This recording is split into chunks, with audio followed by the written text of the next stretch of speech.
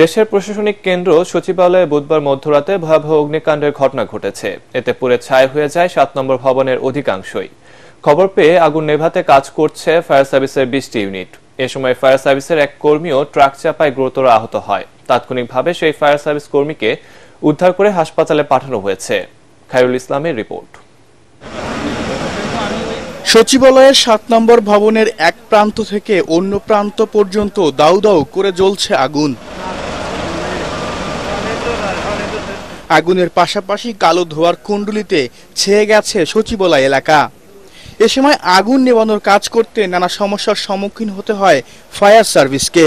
আমি দেখতেছি যে ফায়ার সার্ভিস তার সর্বোচ্চ চেষ্টা করে যাচ্ছে। এখন এখানে ধরেন এই যে এই প্যাসেজটা একটু ছোট, একটু আগে ফায়ার সার্ভিসের একজনের সাথে কথা হলো, মানে গাড়িগুলো তো বড়, তো এই প্যাসেজগুলো ভিতরে ভিতরে এইখানে একটা পকেটে, ওইখানে একটা পকেটে, বিভিন্ন পকেটে এক জায়গায় মানে থেমে গিয়ে আবার আরেক জায়গায় নতুন করে লাগতেছে। সুতরাং গাড়িগুলো ঘুরিয়ে ওই পকেটে নিয়ে রোডগুলো তো কোথাও কোথাও ন্যারো সেট করাতে ওনাদের কিছু কিছু অসুবিধা হচ্ছে আর কি। তবে double million offer Walton fridge কিনে পেতে পারেন ২০ লক্ষ টাকা, রয়েছে কোটি কোটি টাকার নিশ্চিত উপহার। সাধারণ জনগণের দাবি, দেশের গুরুত্বপূর্ণ নথি নষ্ট করার জন্যই পরিকল্পিতভাবে লাগানো হয়েছে এই আগুন। একজন ফায়ার ফাইটার তার কাজের জন্যই একটা পাইপ এই গাড়ি থেকে নিয়ে এই রাস্তার এপাশে যাচ্ছিল। এপাশে পানির একটা উৎস পাওয়া গেছে। সে যাওয়ার সময় জাস্ট একটা ট্রাক আসতেছিল, হাত সিগন্যাল দিছে, কিন্তু গাড়ি দাঁড়ায় নাই, তার উপর দিয়ে মেরে চলে গেছে। যাবতীয় কাগজপত্র নথিপত্র এখানেই থাকে, এখান থেকে সচিবরা বাংলাদেশে পরিচালনা করে, ঠিক সেই জায়গায় আগুন লেগেছে। এটা কিন্তু আমরা স্বাভাবিকভাবে নিচ্ছি না। বাংলাদেশে এত গুরুত্বপূর্ণ স্থানে আগুন লাগার পর এত কাছে হেডকোয়ার্টার থাকা সত্ত্বেও ফায়ার সার্ভিসের তার এত বিলম্ব, এটা সম্পূর্ণ সুপরিকল্পিত এবং এটাকে আমরা ষড়যন্ত্র মনে করছি একজন দেশের নাগরিক হিসাবে। ফায়ার সার্ভিসের পাশাপাশি সেনাবাহিনী, বিজিবি সহ বিভিন্ন আইন শৃঙ্খলা বাহিনীর সংস্থা আগুন নেভানোর কাজে সহযোগিতা করছে। খায়রুল ইসলাম, এটিএন বাংলা, ঢাকা। প্রয়োজনীয় সংস্কার করে ২০২৫ সালের মধ্যে নির্বাচন দেওয়ার আহ্বান জানিয়েছেন বিএনপির vice chairman doctor Asaduzzaman Ripon. জাতীয় প্রেসক্লাবে জিয়া শিশু কিশোর মেলা আয়োজিত আলোচনা সভায় এই আহ্বান জানান তিনি। এ সময় অন্তর্বর্তী সরকারকে ইতিহাসে সবচেয়ে দুর্বল সরকার মন্তব্য করে বিএনপি এই নেতা বলেন, সরকারের মুখে সংস্কারের কথা বললেও দৃশ্যমান কোনো অগ্রগতি নেই। এছাড়াও সংস্কারের নামে বছরের পর বছর ক্ষমতায় থাকতে চাইলে জনগণ তা মেনে নেবে না বলেও জানান তিনি। আরেক সভায় বিএনপি স্থায়ী কমিটির সদস্য ডক্টর এম জাহিদ হোসেন বলেন, আগামী বাংলাদেশ বিনির্মাণে জনগণের আকাঙ্ক্ষা বুঝে কাজ করতে হবে অন্তর্বর্তী সরকারকে। রিপোর্ট করছেন মুশফিকুর রহমান। আমি যদি জনগণকে এম্পাওয়ার করি, জনগণকে ক্ষমতায়। জাতীয় প্রেস ক্লাবে জিয়া শিশু কিশোর মেলা আয়োজিত আলোচনা সভায় অংশ নিয়ে দেশের চলমান সংস্কার এবং নির্বাচন প্রসঙ্গে কথা বলেন বিএনপির vice chairman doctor Asaduzzaman Ripon. এ সময় তিনি অন্তর্বর্তী সরকারের সমালোচনা করে বলেন, সরকার মুখে সংস্কারের কথা বললেও দৃশ্যমান কোনো সংস্কার দেখা যাচ্ছে না। ইতিহাসের সবচেয়ে দুর্বলতম সরকার হচ্ছে বর্তমান এই অন্তর্বর্তীকালীন সরকার। একটা দুর্বল সরকার রাষ্ট্র ক্ষমতায় থাকলে দেশের স্বাধীনতা, সার্বভৌমত্ব বিপন্ন হতে পারে, আইন শৃঙ্খলা পরিস্থিতির অবনতি হতে পারে, অর্থনৈতিক বিশৃঙ্খলা দেখা দিতে পারে। সেই জন্য দরকার জনগণের কাছে দায়ী, জবাবদিহিমূলক একটি গণতান্ত্রিকভাবে নির্বাচিত সরকার। এছাড়া তিনি বলেন, স্বৈরাচারী হাসিনার পথ অনুসরণ করেই বর্তমান সরকার বিচারক নিয়োগ করেছেন, ফলে বিচার বিভাগীয় সংস্কার এখনো হয়নি। তারা ওই হাসিনার পথ অনুসরণ করে তারা তাদের বিচারক নিয়োগ করছেন, তারা নির্বাচন কমিশনে নিয়োগ করেছেন, তারা দুর্নীতি দমন কমিশনে তারা লোক নিয়োগ করেছেন। এগুলো সবই হচ্ছে হাসিনার পরিত্যক্ত মডেল।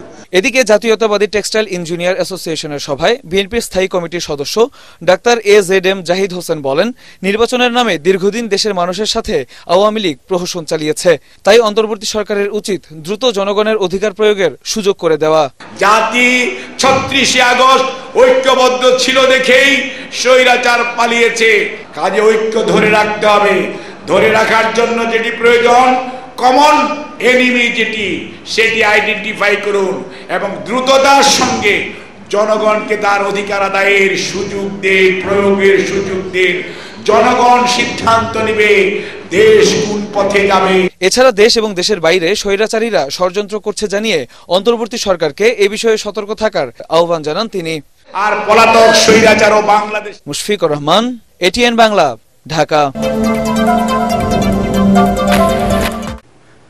চিকিৎসার জন্য আগামী 7 জানুয়ারি লন্ডন যেতে পারেন BNP chairperson Begum Khaleda Zia. ATN বাংলাকে টেলিফোনে এ তথ্য জানিয়েছে তার ব্যক্তিগত সহকারী এবিএম আব্দুস সাত্তার।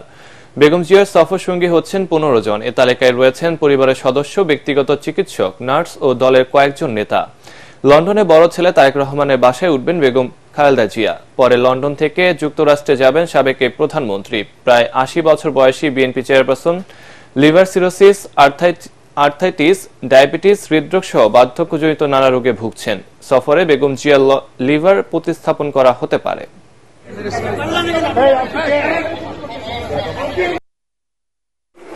বোর্ডের পরামর্শক্রমে ইনশাআল্লাহ জানুয়ারির প্রথমার্ধে ইউকেতে নিয়ে যাওয়ার প্রস্তুতি চলছে। যদিও ওনার যাত্রার সঠিক তারিখ এখন পর্যন্ত নির্ধারিত হয় নাই, যথাসময়ে সেটি আপনাদেরকে জানিয়ে দেওয়া হবে। দীর্ঘদিন বেতন ভাতা ও ছুটি না পাওয়া এবং খারাপ ব্যবহারের ক্ষোভ থেকে নাবিক আকাশ মণ্ডল ইরফান জাহাজের মাস্টার গোলাম কিবরিয়া সহ একে একে 7 জনকে নৃশংসভাবে খুন করেন। এর আগে বাগেরহাটের চিতলমারি থেকে ইরফানকে গ্রেফতার করে র্যাব। পরে মামলার তদন্তকারী কর্মকর্তা ও চাঁদপুর নৌ পুলিশের পরিদর্শক কামাল খা আকাশকে আদালতে হাজির করে 10 দিনের রিমান্ড চাইলে চাঁদপুরের জুডিশিয়াল ম্যাজিস্ট্রেট মোহাম্মদ ফারহান সাদিককে আদালত 7 দিনের রিমান্ড মঞ্জুর করে। জেলা প্রতিনিধিদের পাঠানো তথ্য ছবি নিয়ে মিজান শাহজাহানের রিপোর্ট। চাঁদপুরে জাহাজে 7 খুনের ঘটনার 3 দিনের মধ্যে মূল আসামিকে বাগেরহাটের চিতলমারি থেকে গ্রেপ্তার করে র্যাব। কুমিল্লায় র্যাব 11-এর উপ অধিনায়ক মেজর সাকিব হোসেন সংবাদ সম্মেলনে জানান, আল বাখেরা জাহাজের মাস্টার গোলাম কিবরিয়া 8 মাস ধরে বেতন দিচ্ছিলেন না। প্রাথমিক জিজ্ঞাসাবাদে আসামি আকাশ মণ্ডল ইরফান জানান, ঘুমের ওষুধ খাওয়ানোর পর অচেতন করা হয় জাহাজের মাস্টার সহ 8 নাবিককে। পরে চাইনিজ কুড়াল দিয়ে কোপানো হয় মাস্টারকে। অন্যরা দেখে ফেলায় তাদেরও কোপান ইরফান।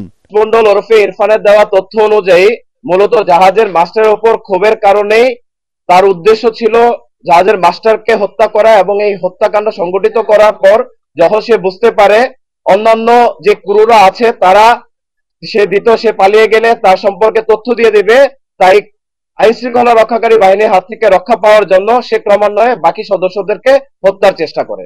এদিকে 7 খুনের ঘটনায় চাঁদপুরের হাইমচর থানায় একটি মামলা দায়ের করা হয়েছে। মঙ্গলবার রাতে জাহাজ মালিকের পক্ষে মাহবুব মোর্শেদ বাদী হয়ে মামলাটি দায়ের করেন। এছাড়া হত্যাকাণ্ডের ঘটনায় শিল্প মন্ত্রণালয় ও চাঁদপুরের স্থানীয় প্রশাসন থেকে পৃথক 4 সদস্যের তদন্ত কমিটি গঠন করা হয়েছে। র্যাব জানায়, গ্রেপ্তার আকাশ মণ্ডলের বাড়ি বাগেরহাট জেলার ফকিরহাটে। একটি মাঝির নৌকা দ্বারা সে চরে গিয়ে অবস্থান করে এবং সেইখান থেকে আত্মগোপনে চলে যাওয়ার উদ্দেশ্যে বাগেরহাটে গমন করে। গত সোমবার চাঁদপুরের হাইমচর উপজেলার মেঘনা নদীর ঈশানবালা খালের মুখে নোঙর করে রাখা সারবাহী জাহাজে 7 জনকে কুপিয়ে হত্যা করা হয়। সুকানি জুয়েলের শ্বাসনালী কেটে যাওয়ায় মারাত্মক আহত অবস্থায় তাকে ভর্তি করা হয় ঢাকা মেডিকেল কলেজ হাসপাতালে। Bureau report, ATN Bangla. কোনো ধর্মে ভেদাভেদ নেই, সবাই মিলেমিশে থাকলে বাংলাদেশ এগিয়ে যাবে বলে মন্তব্য করেছেন স্বরাষ্ট্র উপদেষ্টা জাহাঙ্গীর আলম চৌধুরী। বুধবার সন্ধ্যায় খ্রিস্টান ধর্মাবলম্বীদের বড়দিন উপলক্ষে রাজধানীর কাকরাইলে সেন্ট ম্যারিজ ক্যাথেড্রাল চার্চ পরিদর্শন শেষে কথা বলেন স্বরাষ্ট্র উপদেষ্টা। অলরেডি একজন ধরা পড়ছে এবং তাদের প্রত্যেকের মোবাইল ফোনে পাওয়া গেছে। আমরা হয়তো সাবধান, তাদের তো কথাবার্তা হচ্ছে এবং আমরা প্রকৃত ঘটনাটা আস্তে আস্তে